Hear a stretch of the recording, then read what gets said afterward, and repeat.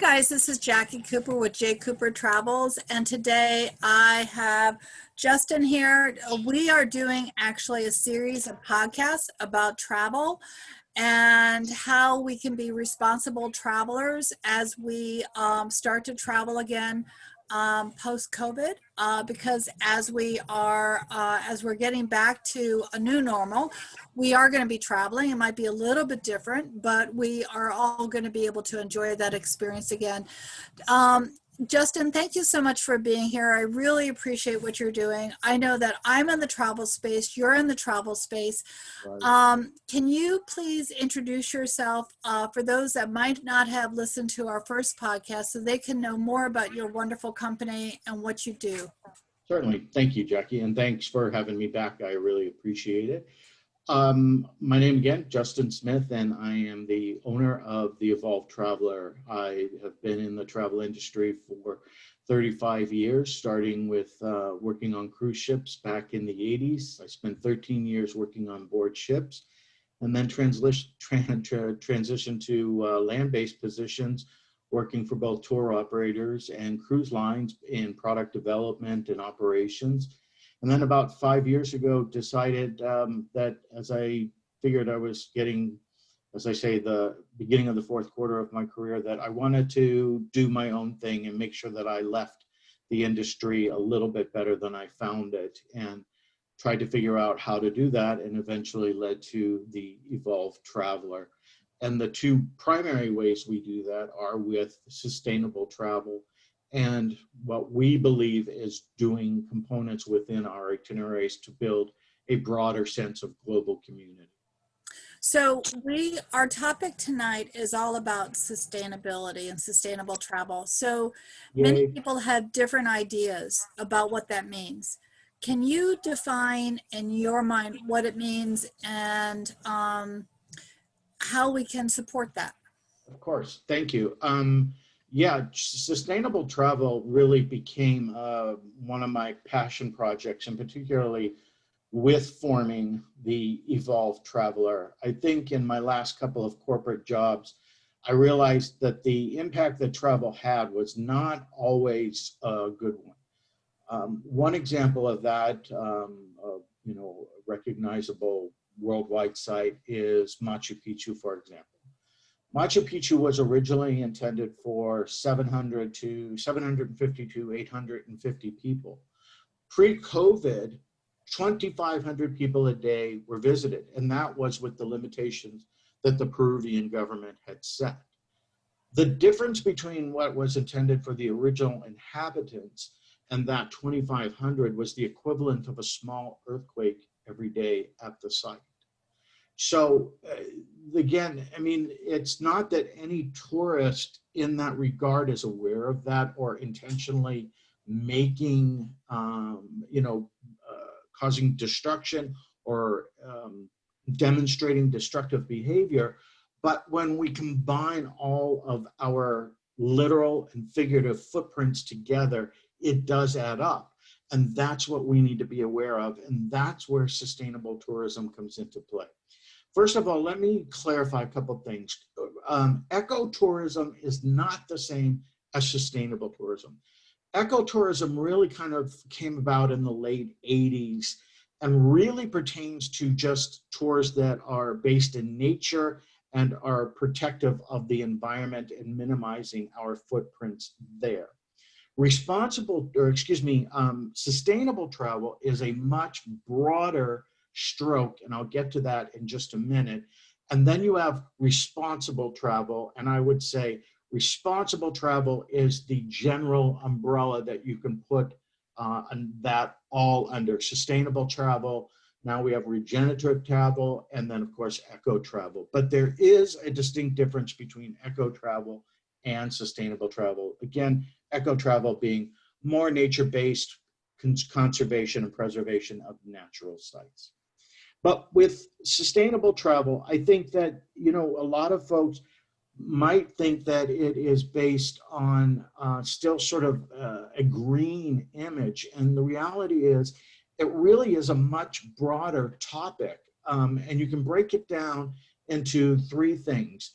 Socioeconomic protection or impact, environmental impact, and then cultural heritage impact or protection in that case. So with that, you break those down into 4 categories that that really take all of that and make it all encompassing. What I don't want to do here is make people shy away from sustainable tourism and get too complicated about it. But those are really the 3 key things. Socio-economic impact, and that pertains to the local environment, the buying local. When you're in a location, buying things that are made local, supporting local businesses, supporting local entrepreneurs rather than going to Rome and buying something that was made in China.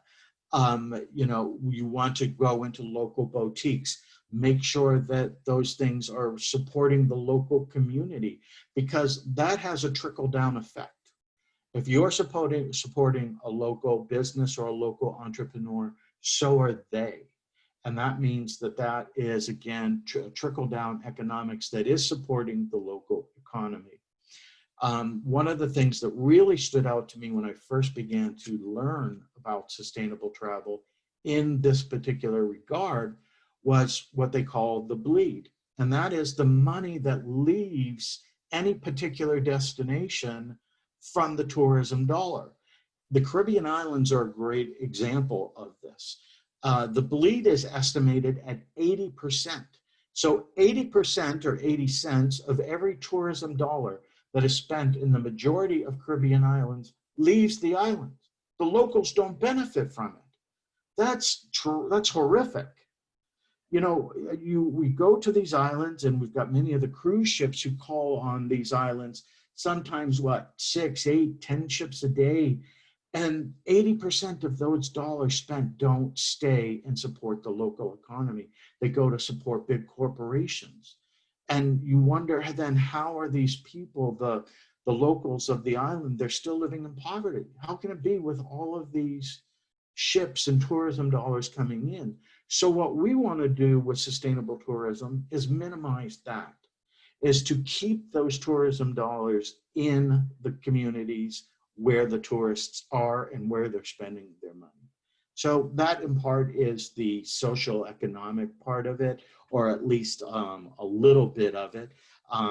It also, is maximizing the benefits so that, again, the local businesses are supporting other local businesses, the local supply chain, if you will.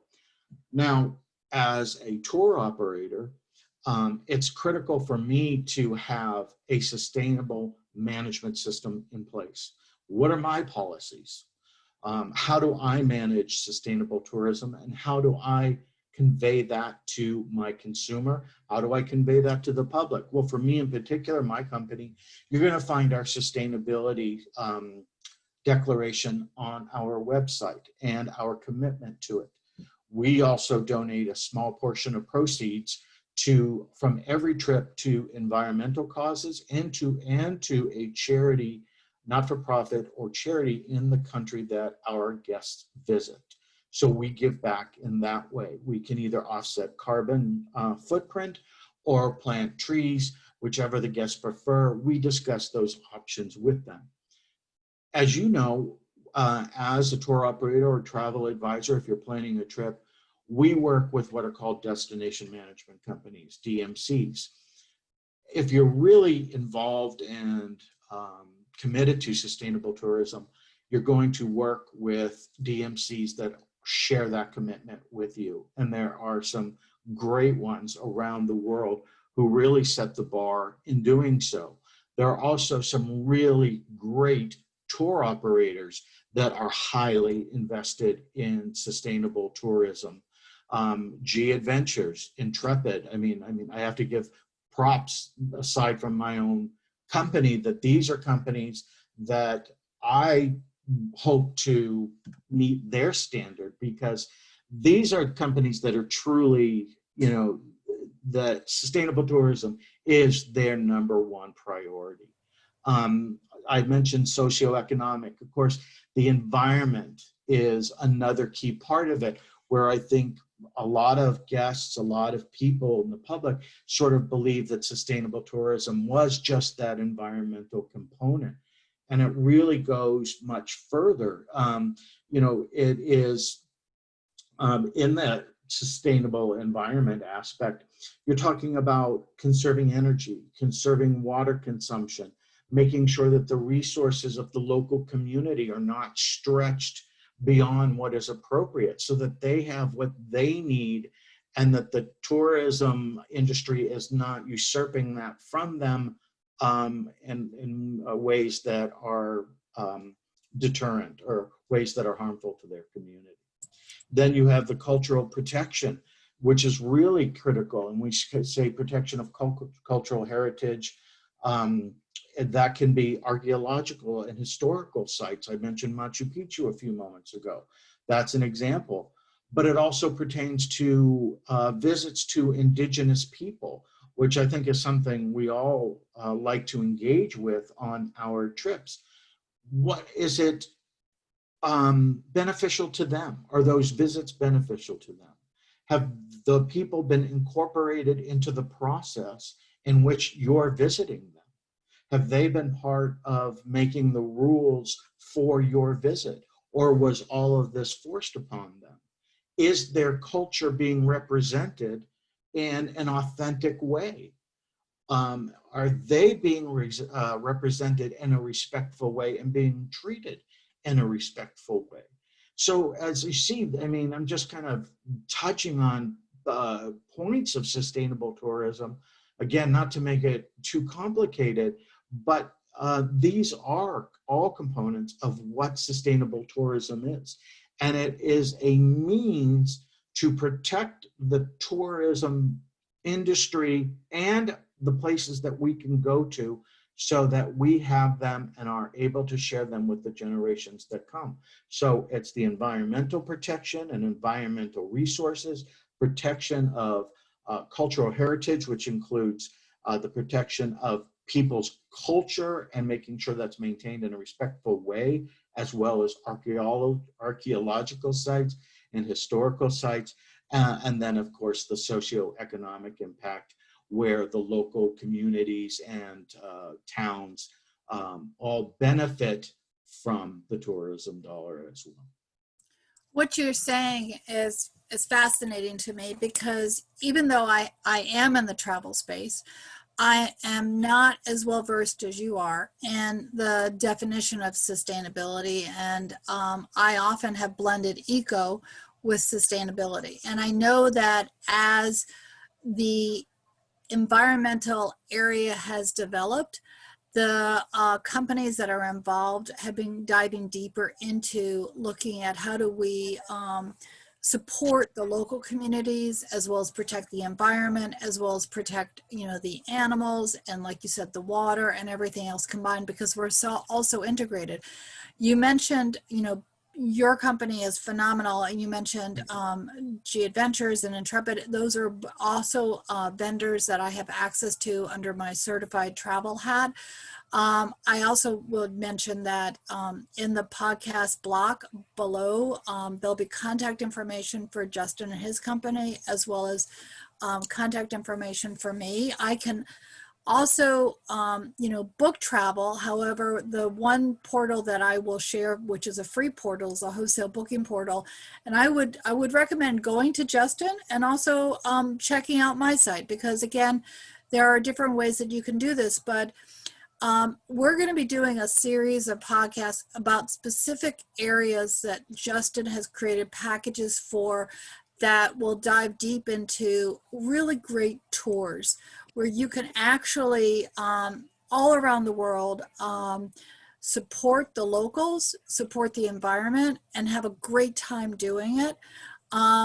Justin, I know that, we have just touched the surface of this topic, but what other information would you like to share? Thank you. First of all, I appreciate the props and the compliments on my company. I would, if listeners want to really investigate more about this on their own, I would recommend going to, and maybe we can put this on the information that you provide, the Global Sustainable Tourism Council website. And that could not be easier. It's gstc.org. And I have been fortunate enough to get certified this past summer in sustainable tourism from GSTC. And I'm really proud of that because it really, the more you learn, the more you realize how important this is. But when I say, if the listeners would like to go to it, it really is very enlightening. And it, might seem a little overwhelming at first, because I think so many of us at first were kind of greenwashed, is the term, into thinking that if we picked up our bathroom, the towel off the bathroom floor in the hotel, we were single-handedly saving the Amazon rainforest. But the sustainability is really so much more than that. And no matter who you book travel with, ask them questions. Ask them, about what are you doing to engage in sustainable tourism? What is your supply chain? What are the people you are working with to supply our trip doing in the realm of sustainable tourism?